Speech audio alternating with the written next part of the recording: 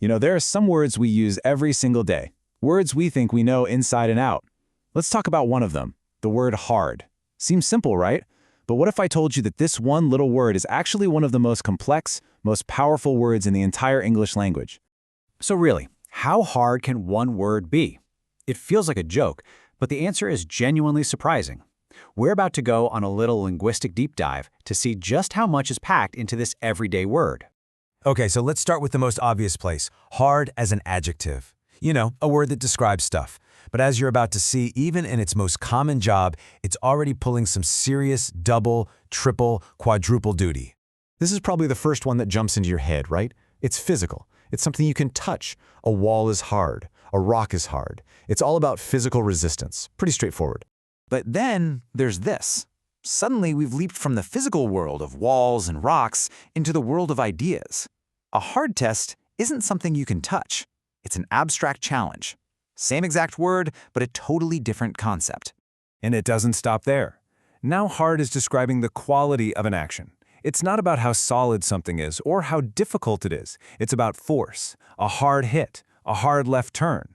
The word is already showing just how flexible it is. And believe me, the list just keeps on going. Think about hard liquor. That means strong. Or what about hard evidence? That means it's undeniable. You can even use it to describe a person as being tough or unfriendly. It's like a linguistic Swiss Army knife. Now, here's what I think is so cool. Look at how the word's opposites completely change.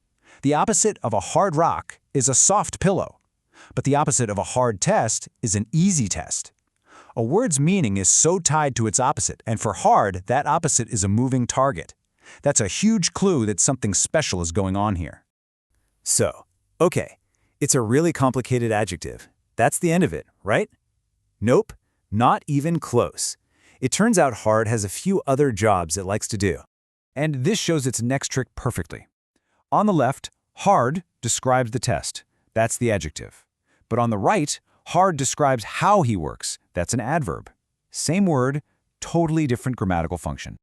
And just when you thought it couldn't get any weirder, it can even be a noun. Yeah, a hard is an old term for a firm spot on a beach where you can land a boat. So let's just recap for a second. We have one word that's an adjective with a ton of meanings. It's an adverb and it's a noun. This little word is incredibly busy. So, after all that, all the different meanings, all the different jobs, how would you classify this word? Is it simple or is it complex? Well, the official answer is probably not what you're expecting. That's right. Believe it or not, according to a system called Basic English, this incredibly versatile, multi-talented word is officially classified as, well, basic, one of the essential building blocks of the entire language. And let's be really clear about that number. This isn't a list of 8,500 words. It's a super exclusive list of just 850 words. That's it. And hard made the cut. So what exactly is Basic English?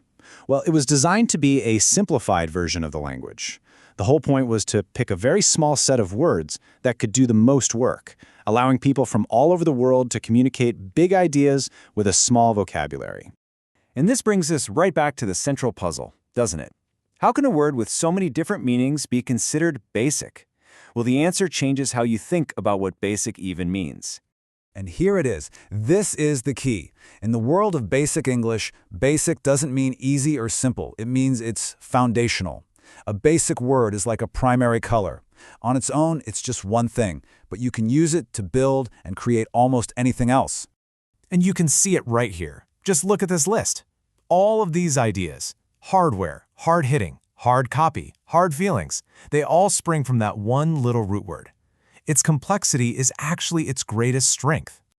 So the big takeaway is that the goal of Basic English was never just about being simple. It was about being incredibly efficient. Words like hard are valuable not in spite of their many meanings, but because of them. They let you say a lot with a little, and that was the whole point. So the next time you say something is hard, just for a second, think about which hard you actually mean. And it makes you wonder, doesn't it? What other simple-looking words are out there, hiding in plain sight, doing way more work than we ever give them credit for?